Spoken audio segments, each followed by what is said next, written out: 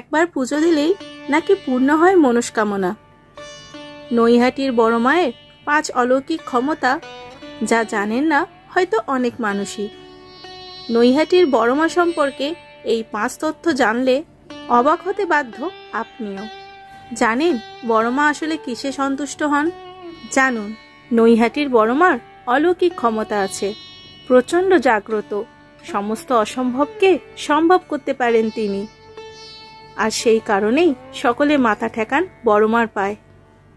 জানেন কি বড় মা কিসে সন্তুষ্ট হন? নিরঞ্জনের আগে দেবী মাকে দেওয়া হয় বিশেষ মিষ্টি। ভবেশকালী থেকে সকলের বড় মা।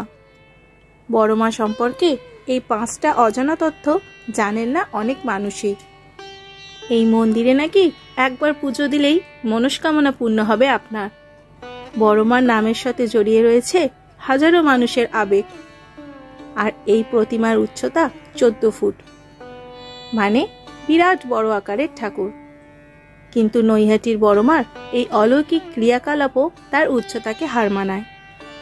আর এই কারণে প্রতি বছর এই রাজ্য তো বটেই, ভিন রাজ্য থেকেও বহু মানুষ ছুটে আসে বড় মার কাছে। বড় মার পূজা ছাড়াও নৈহাটিতে বেশ কয়েকটি কালী পূজা হয়। কিন্তু সবকিছুকে ছাপিয়ে দর্শকের কৌতূহল থাকে এই বড় মার পুজোকে ঘিরেই। তার পুজোয় যোগ দেন প্রচুর হাজার হাজার দর্শনার্থীরা। কারণ ভক্তদের বিশ্বাস হলো দেবী বড় মা অত্যন্ত জাগ্রত। সাধারণ রূপে দেবী রক্ষাকালী রূপেই পরিচিত তিনি।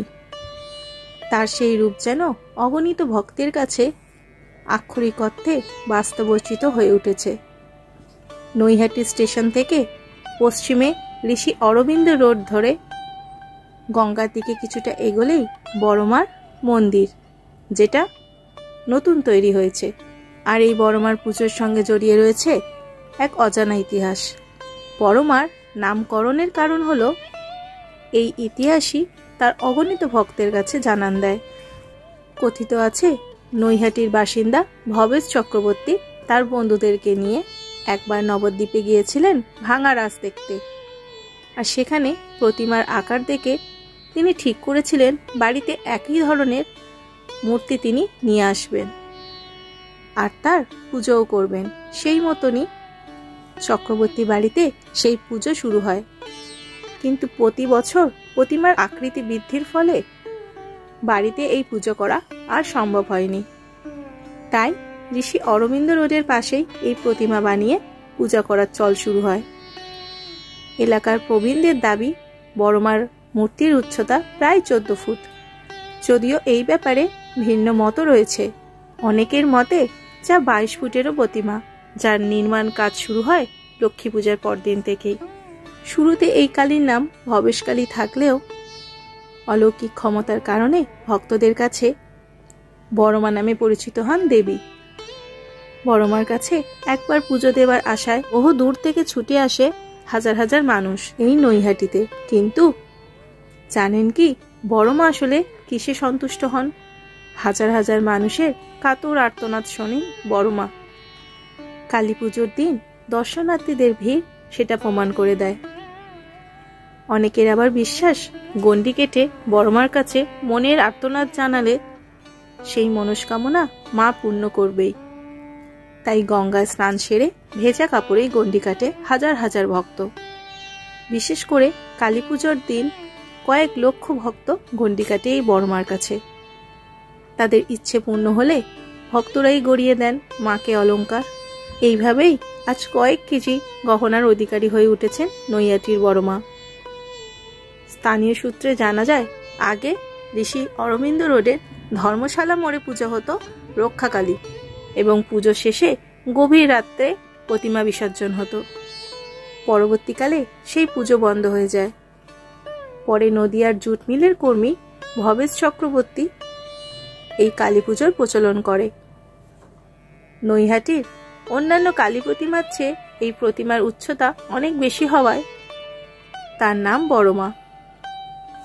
পুজোর রাতে বড় মার ভোগে থাকে পোলাও, খিচুড়ি, 5 রকমের ভাজা, পায়েস, তরকারি, লুচি, চাটনি।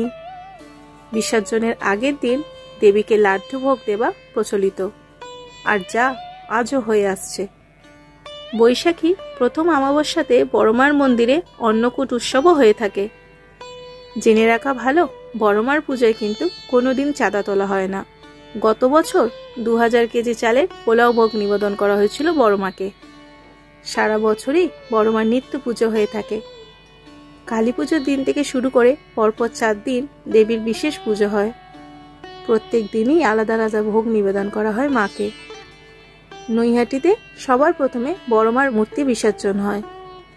প্রতিমা বিসর্জনেও রয়েছে অভিনবত্ব। মায়ের ও শিবের চক্ষু ছাড়া সমস্ত সোনার গয়না খুলে নেওয়া হয়। তারপর ফুলের গয়নায় সাজিয়ে তোলা হয় মাকে। অবশেষে বিশাল এই প্রতিমাকে ট্রলি করে নিয়ে গিয়ে গঙ্গায় বিসর্জন দেওয়া হয়। এই সময়েও দেশ বিদেশ থেকে ভক্তরা আসেন বড়মাকে দর্শন করতে। তো দর্শক বন্ধুরা, আশা করছি আজকের ভিডিওটা আপনাদের ভালো লেগেছে। ভালো লাগলে অতি অবশ্যই ভিডিওটাকে একটা লাইক করে দেবেন এবং কমেন্টে বড়মার আশীর্বাদ পেতে অবশ্যই লিখবেন জয় বড়মার জয়। সকলে ভালো থাকবেন এবং সুস্থ থাকবেন। জয় বড়মার জয়। ধন্যবাদ।